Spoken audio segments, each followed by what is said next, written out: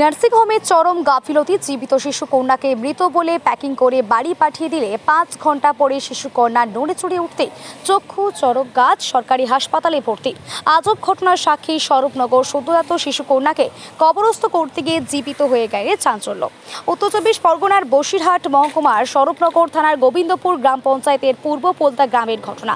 বছর 28 রুবিনা পারভিন সন্তান প্রসব নিয়ে কাতর যন্ত্রণায় গতকাল বুধবার 4টে নাগাদ বসিরহাটের একটি বেসরকারি নার্সিংহোমে ভর্তি করা হয়। তারপর তার একটি শিশু কন্যার জন্ম দেয়। নার্সিংহোম কর্তৃপক্ষ জানায় সদ্যজাত শিশু কন্যা মারা গেছে।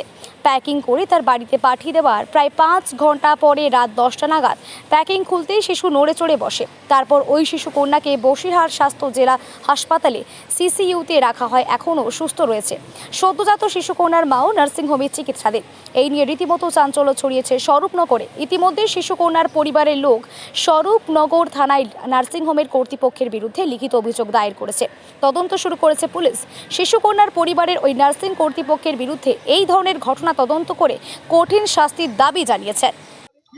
অ্যাকচুয়ালি গতকাল রুবিনা পারভিন যখন গর্ভবতী অবস্থায় অসুস্থ হয়ে পড়ে, আমরা 4:30টার সময় বসিরহাট মুনলাইট হসপিটাল নার্সিংহোমে ভর্তি করাই। ভর্তি করানোর পর ডাক্তার বিকাশ মণ্ডল 5টার সময় রুবিনা পারভিনকে সিজার করে এবং একটি কন্যা সন্তান জন্ম হয়। জন্মানোর কিছুক্ষণ পর ডাক্তারবাবু ঘোষণা করে যে শিশুটি মৃত, এবং মৃত বলে শিশুটিকে বিভিন্ন পেপার দিয়ে কম্বল দিয়ে জড়িয়ে প্যাকেটস্থ করে বাড়িতে পাঠায়। বাড়িতে পাঠানোর পর আমাদের মুসলিম শরিয়ত মতে কবরস্থ করার আগে আমাদের গোসলের ব্যবস্থা করতে হয়। তো আমরা যখন রাত 9:30 নাগাদ গোসলের ব্যবস্থা করতে যাই, তখন খোলার পরে দেখা যায় বাচ্চাটার সম্পূর্ণ জৈবিক প্রক্রিয়া চলছে এবং তার হাত পা নড়ছে।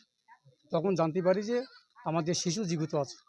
আমরা সঙ্গে সঙ্গে আর দেরি না করে খুব দ্রুত আমরা বসিরহাট হসপিটালে ভর্তি করি, এবং এখনও পর্যন্ত যা খবর যে সদ্যজাত শিশুটি জীবিত আছে এবং ভালো আছে।